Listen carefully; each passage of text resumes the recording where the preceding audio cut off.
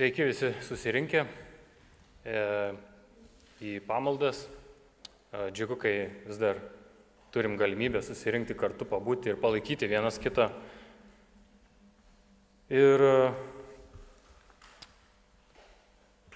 neseniai baigėsi mano atostogos kaip Biblijos tarnautojo. Ir per šias atostogas turėjau galimybę apmastyti keletą dalykų.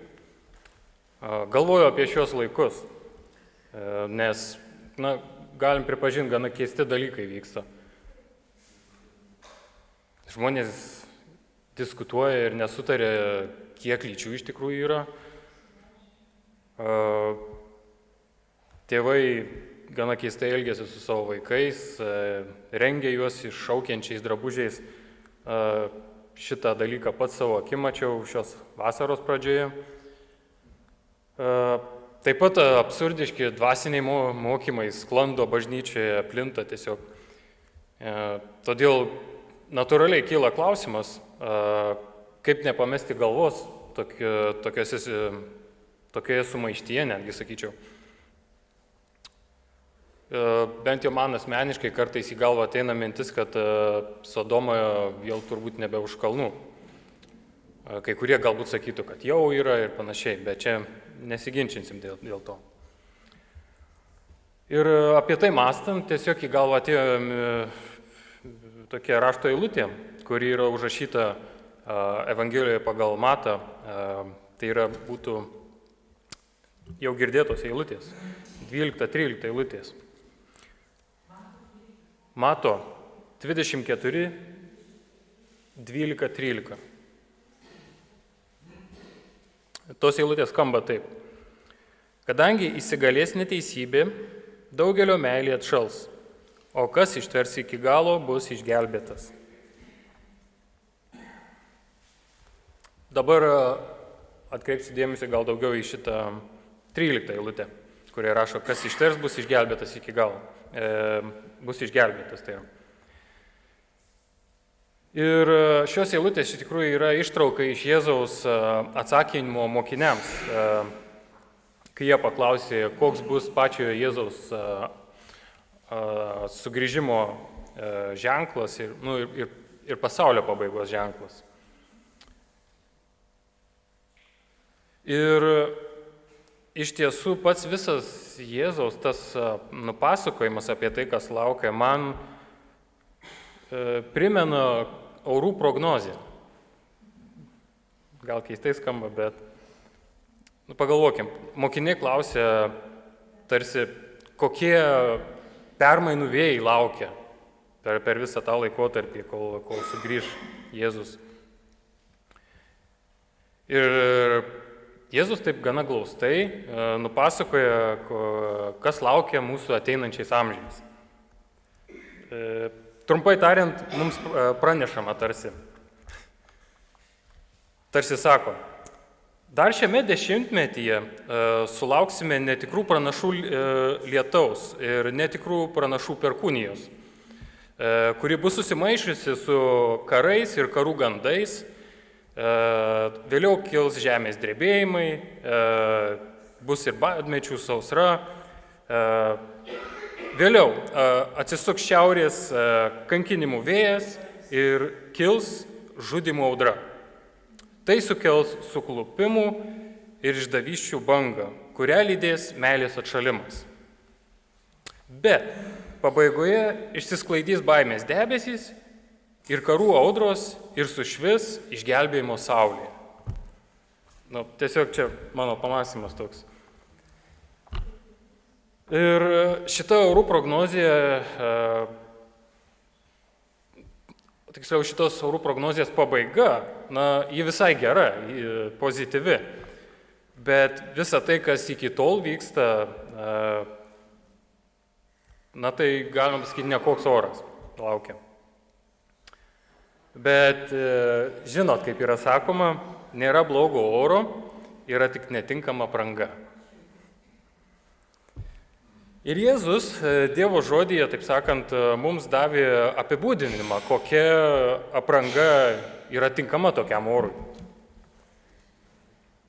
Ir šiuo metu aš aiškindamas pasiliksiu daugmaž ties 12 ir 13 eilutėm. Taigi, 12 eilutėje sakoma, įsigalės neteisybė.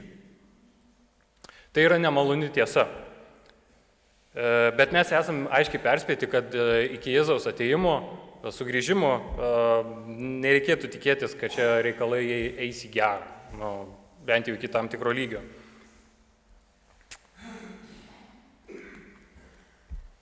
Ir iš tikrųjų, tai žvelgdami į žinių pranešimus, galime matyti, kad ta neteisybė jinai plinta. Kuomet girdim apie kartelinius prekybininkų susitarimus,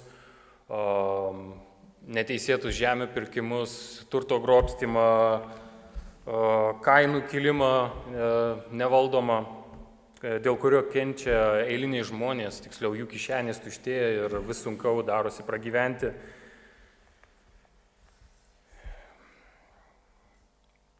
Taip pat, jeigu kalbant apie paprastus mūsų mokinius, studentus Lietuvos, galime matyti, kaip jie yra stipriai kraunami, kokie krūviai yra ir pati ta korupcija, kuri vyksta mokymo sistemoje, tai tiesiog, taip sakant, demotyvuoja. Taip, bet Biblijos tekste taip pat kalbama, netgi, sakyčiau, daugiau netgi apie krikščionius, apie dvasinius dalykus. Reiškia, neteisybė arba pats nedorumas, arba nedorumo apraiškos pasireikš ir Dievo bažnyčioje. Ir galima būtų manyti, galbūt jos jau dabar prasideda, galbūt jau kažkokia pradžia yra. Ką turiu omeny? Mano manimu, per šitą COVID pandemiją ir prasidėjus karui Ukrainoje, pasaulyje susiformavo tam tikra, taip sakykime, situacija. Ir todėl susiformavo taip tarsi dvi stovyklos. Tiek vienu ir tiek kitų klausimų. COVID atveju pasiskiepiję galėjo mėgautis viešosiomis pramogomis ir turėjo didesnę judėjimo laisvę, kai tuo tarpu atsisakė skiepytis, netgi netekdavo darbo kai kuriais atvejais ir jų laisvės būdavo apribojama.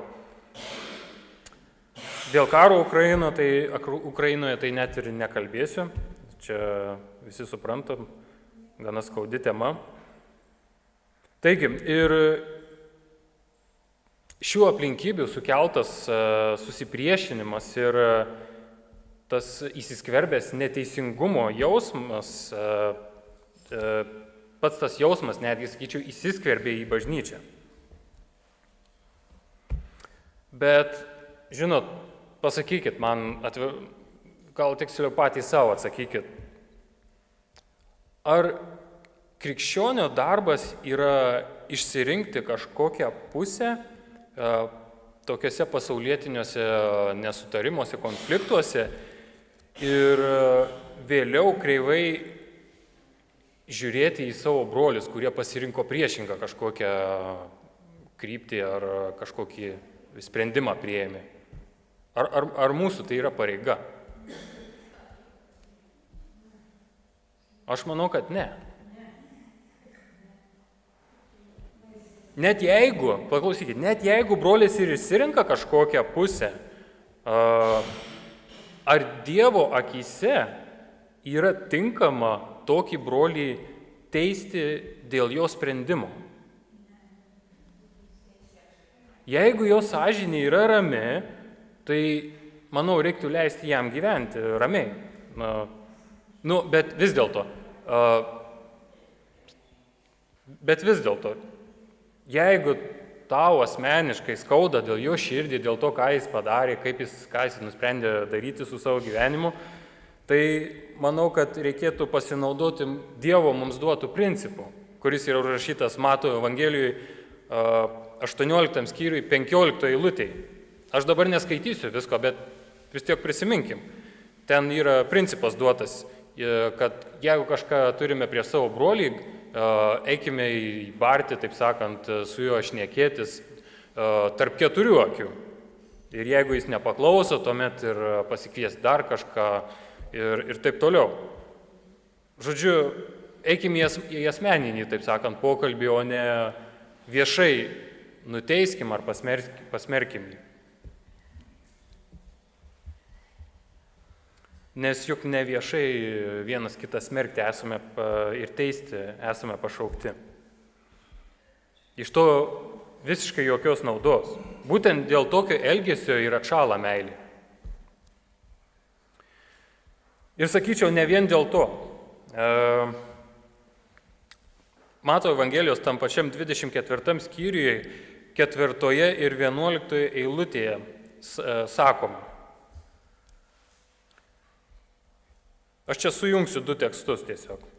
Žiūrėkite, kad kas jūsų nesuklaidintų, nes atsiras daug netikrų pranašų. Taigi, atkreipkite dėmesį, sako Jėzus, žiūrėkite. Iš tiesų, tai jau apaštalų laikais krikščionys susidurdavo su netikrų pranašų problema. Bet Jėzus mus informuoja, kad pabaigos laikais šita problema bus išaugs, jinai bus dar opesnė.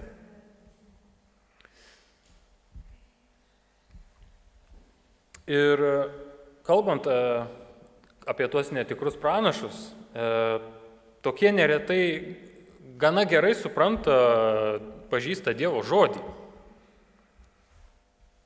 Ir pradedu suprasti, kad tam, kad nukreipti klausytojus nuo reikalingos ir naudingos išgelbėjimui informacijos, yra būtina suprasti, kur ji yra. Ir tik tada yra įmanoma veiksmingai apgauti minias žmonių. Ir manau, kad vienintelė apsauga atsilaikyti prieš tokias apgaulės, tai yra kruopštus ir atidus tikrinimas tokių žmonių žodžių, būtent Dievo žodžio šviesoje.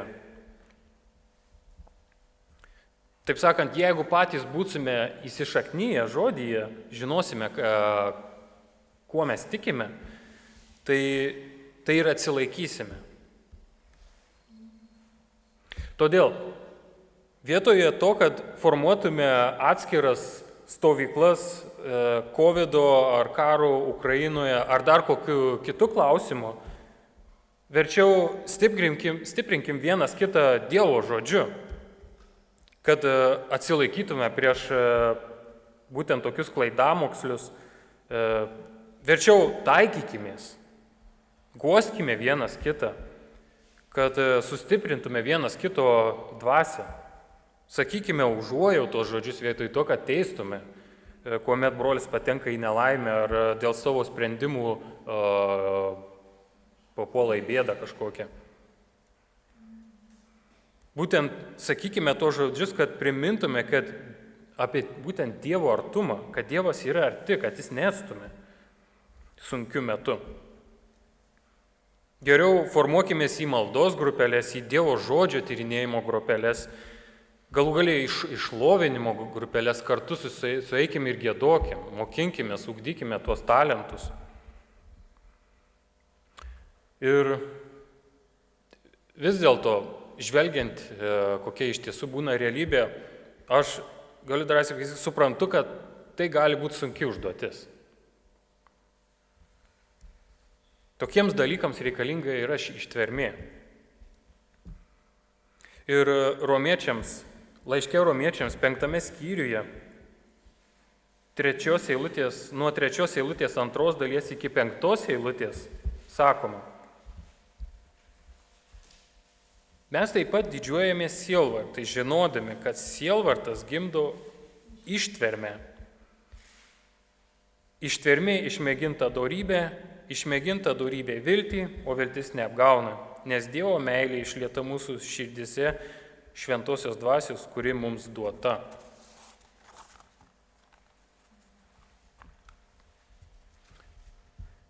Ir jau esu ne kartą sakęs ir dabar dar kartą pakartosiu mintį.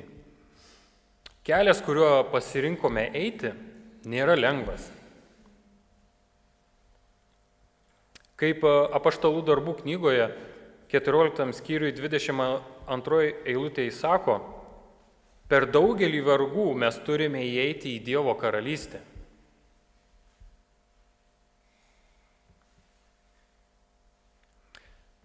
Ir kalbant apie tas gyvenimo audras, tai jos greitai nesibaigs. Ir jos sukels sielvartą. Ir tai bus nemalonu. Bet mes galime joms pasiruošti. Būtent jau dabar ugdyti tas savybės, būtent tarpusavio pagarbą, užuojautą, meilę, supratingumą, ištvermę, kantrumą, Dievo žodžio supratimą. Gilintis į tai, ką Dievas sako, kodėl jis taip sako. Užduoti tuos klausimus ir juos ieškoti atsakymų juos. Ir būtent tada mes sugebėsime, tikiu, kad sugebėsime išlikti tame kelyje išgelbėjimo.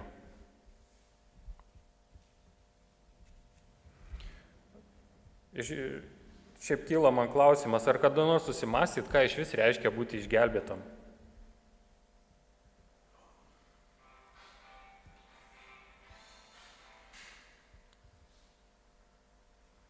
Manau, kad mūsų atsakymai gali šiek tiek skirtis, bet tikiu, kad galime sutarti vienu dalyku. Kad esi išgelbėtas, kai esi įsitikinęs, kad esi priimtas į Dievo tėvo šeimą. Taip sakant, esi įvaikintas.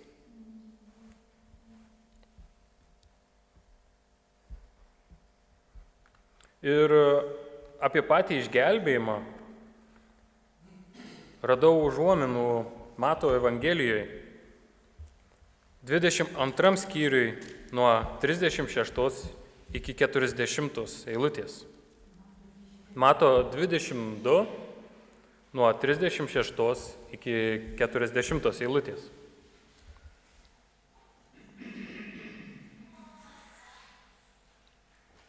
Ten rašoma: Mokytojau, koks įsakymas yra didžiausias įstatyme?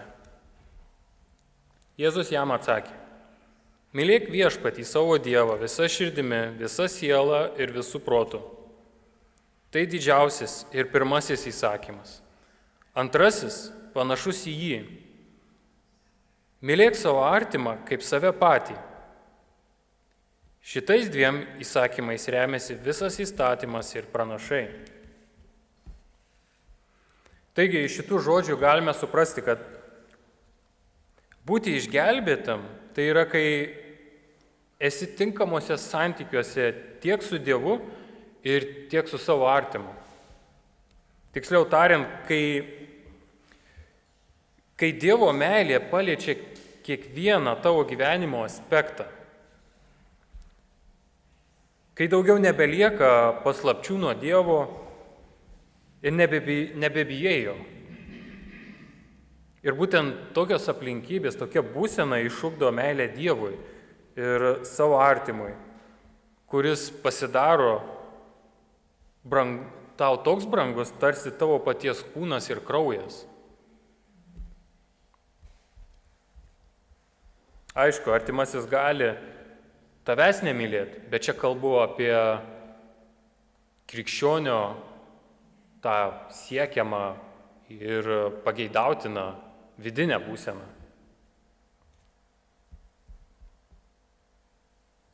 Ir kuomet krikščionis atsiduria tokioj būsenoj ir kuomet jų tik daugėja, velniui labai nepatinka toks vaizdas.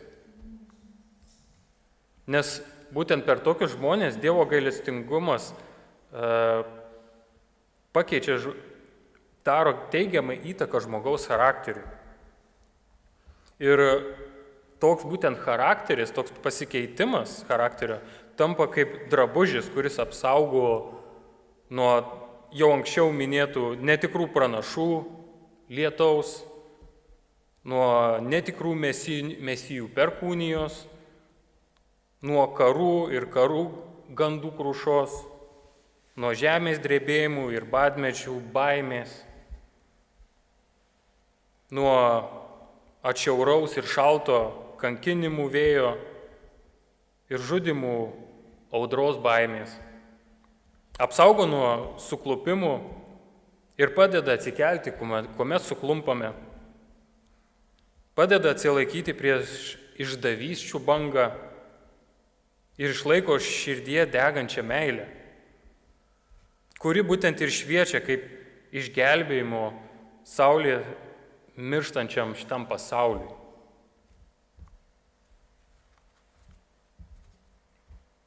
Taigi, pabaigai tiesiog noriu visiems jums palinkėti, patirti kuo įmanoma daugiau Dievo meilės savo gyvenimuose, kad atsilaikytumėte prieš visus nepalankius dvasinių audrų vėjus ir taptumėte tinkamais Dievo malonės žininešiais šiam pasauliui.